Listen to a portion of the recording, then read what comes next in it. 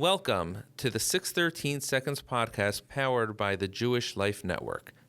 Hi, I'm Aaron Friedman, your host, bringing you insightful, unscripted conversations with personalities connected to Baltimore's Jewish community, leaders, thinkers, and influencers who inspire and shape Jewish life. In just about 613 seconds, you'll gain wisdom, perspective, and connection because every second counts. Now, let's dive into this episode of 613 Seconds. Welcome to the 613 podcast powered by the Jewish Life Network. Today we have with us Andrew Cushnir from the Associated, the president and CEO, the leader of the famous Federation of Baltimore. Thanks for joining us. It's my pleasure to be here. So I guess everybody over here is wondering, who are you? You're new to Baltimore. Tell us a little bit about your background. Thank you so much for asking, and again, thank you for having me. I came to Baltimore almost a year ago to the day. I had the misfortune of coming the day after the bridge collapse, so I will always be reminded of the day when I arrived in Baltimore.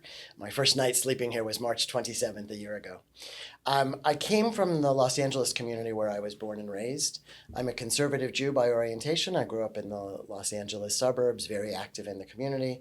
I'm a lawyer by training. And partway about 8 years into my legal career, I felt the calling to work in the Jewish community full-time. So I started at the Los Angeles Federation, where I worked for about 20 years.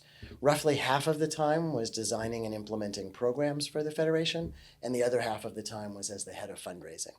Mm-hmm. And about 2 years ago, I got a call from a headhunter who said that Mark Terrell was retiring as the incredibly well-known and well-respected CEO of the Associated, and I was invited to take a look at whether that was a position I would want to take. And over time, through the interview process, I saw what a special place this community is, and I'm delighted to have been here in my role for just under a year. Has that always been a lifelong passion of yours, Jewish education and the Jewish working together with the Jewish community? I've had sort of twin passions in my life, Jewishness, Jewish community work, and then also civic engagement. So in my career in California, I summarized briefly, but there were some detours into public policy and some other things that I did as well as being a lawyer and a communal professional. But somehow early on in my life, I was given that spark of the joy of being part of the Jewish community. And I feel for most of my life, I've been animated by the desire to give that spark to others too. So on that topic, so what exactly does the Associated do to help education within the Jewish community? So the Associated takes a broad look at all of the needs of the community, from social service needs to education needs to connecting to Israel and to connecting to global Jewish populations. We have apparatus and setups and volunteer leaders and professionals that do all of that. In the education area specifically, we focus on providing a lot of funds to scholarships for our local schools, and then we also provide support for families and individuals and educators working with a population of people with special needs. So what type of programs do you have in terms of funding education for special needs? There's a program called Shemesh that runs out of the Jewish Educational Services that works directly with educators and makes sure that they have all the background they need, all the support they need, and the work that they need to do in the schools is covered through that program. Mm-hmm. And overall, is there something that maybe stands out as something that is so important when it comes to special education? You know, what is it that perhaps differs when it comes to special education in terms of how it compares to standard education? Well, at the Associated, we believe what all Jews believe is that everybody was made in the divine image of God. And it is our job to take care of everybody according to their needs. So we have those programs, and we have an orientation that is all about making sure we're meeting families where they need, we're treating each student and each family with the kind of respect that they need, and enabling them to accomplish the most they can through their educational process. So the Associated is known for funding Jewish education, but that's not all they do. There's a lot of work that goes into working together with the state in providing funding for Jewish education. What are some examples of that? So I'm through a part of the Associated family of agencies called the Baltimore Jewish Council. We do a lot of lobbying on behalf of the Jewish community. So the Boost program, which some of your listeners and viewers may be familiar with, is a program through which the state covers some expenses even of private schools, including Jewish schools. We also advocate for security funding through the state apparatus, as well as actually at the federal federal level as well. The Associated is part of an umbrella called the Jewish Federations of North America, and we often do things together on a national level when we can to make sure we're supporting the Baltimore community as much as possible. So yes, we are responsible for funds coming into schools through that advocacy work. Got it. So with everything going on within the world right now, there's so much focus on security within really all Jewish organizations, institutions, schools, etc. So what is being done by the Associated to really help with perhaps securing assessments for the different schools and educational centers for? Sure. So to begin with, the Associated invests about $1.7 million a year in security-related issues. Part of that is an apparatus we have that provides security consulting through the Baltimore Jewish Council, which I mentioned earlier. There's a full-time professional paid by the Associated who works to make sure that schools and shuls have what they need to do the assessments that they need to do to ultimately apply for state or federal funding for security. Mm-hmm. And by the way, in this year's budget, I'm sure your listeners probably know that the Maryland state budget is in crisis and there's a big deficit.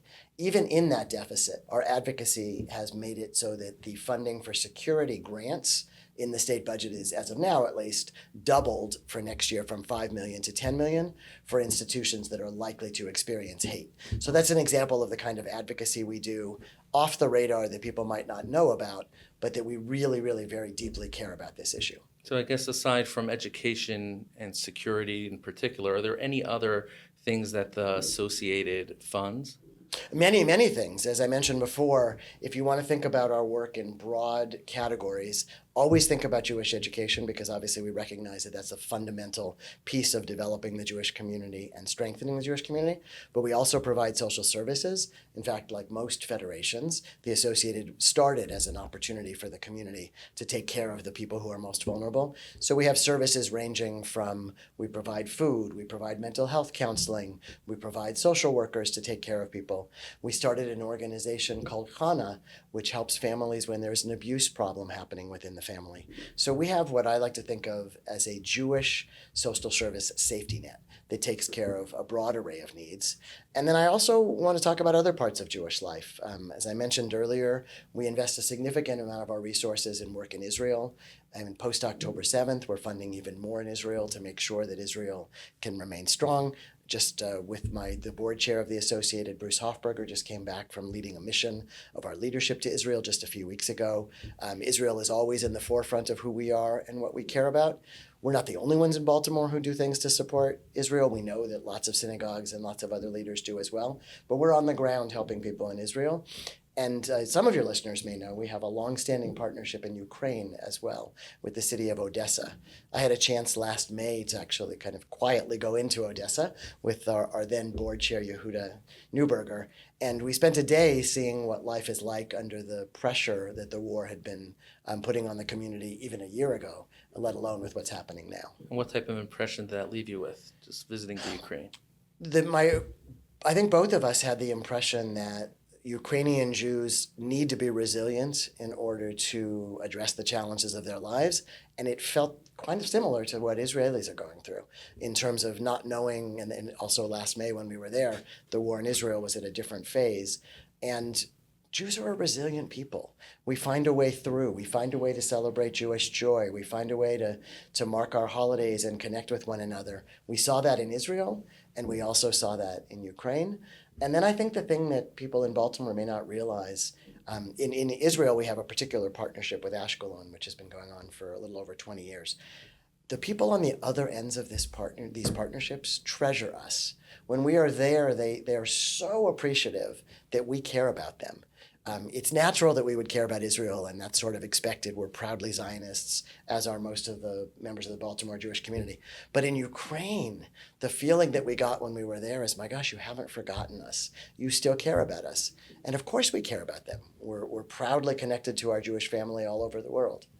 That's really amazing. I'm sure that had a huge impression on them, and I think it's anybody listening to this right now should be inspired. I hope so. Truly, for Yehuda and for me, it was a very inspirational trip. Got it.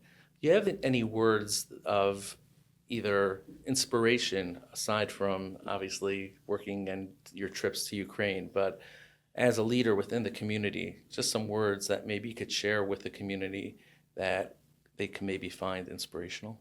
Sure, I want to share two things in response to that question. First of all, I'm just coming from our headquarters in Park Heights that we are in the middle of refurbishing, and I want to invite the community to come to that campus. They might think of it as the JCC campus, but it is now the Goldsmith campus, and so much of Jewish life is going to be happening on that campus, from celebrating to exercising to also providing social services. So I want to take a minute to invite the community in, and we're excited that our headquarters is now in Park Heights. The other thing I want to say is that as someone who's only been in the Baltimore Jewish community for a year, this is a spectacular Jewish community. There are so many different ways to be Jewish and connect Jewishly. And one of the things that I have really admired is the fact that there are very strong bridges among all of the branches of Jewishness in Baltimore. So if you are from in the Orthodox community, odds are you have a friend who's not part of the Orthodox community. And that's not true in Los Angeles nearly as much, where I come from, and it's not true in many other Jewish communities around the world. So I would encourage the Baltimore Jewish community to continue to celebrate our friendships across diverse lines and to celebrate one another. That's amazing. What is it about Baltimore that you love? You love, obviously, the fact that we have this close-knit community, but is there something maybe overall, just it doesn't necessarily even have to be about the community, but what is it that you love about Baltimore? In the year that I've been here, my wife and I have really just loved the energy and the connection and the warmth of the Baltimore Jewish community. You know, everybody makes the jokes about what high school you went to and how long your family has been here. But as newcomers, we feel really warmly welcomed. There's a profound warmth and decency and feeling of connectedness in this community that I think sometimes people who are in it overlook. So I would say we should celebrate each other and keep celebrating each other. That's great. Well, thank you so much. Best of luck in your new role as the CEO of the Associated, and wishing you the best of luck in all your future endeavors. Thank you so much for having me, and we're coming up on Passover, so just want to wish everybody a meaningful Passover experience. Thank you, and to you as well. Thank you.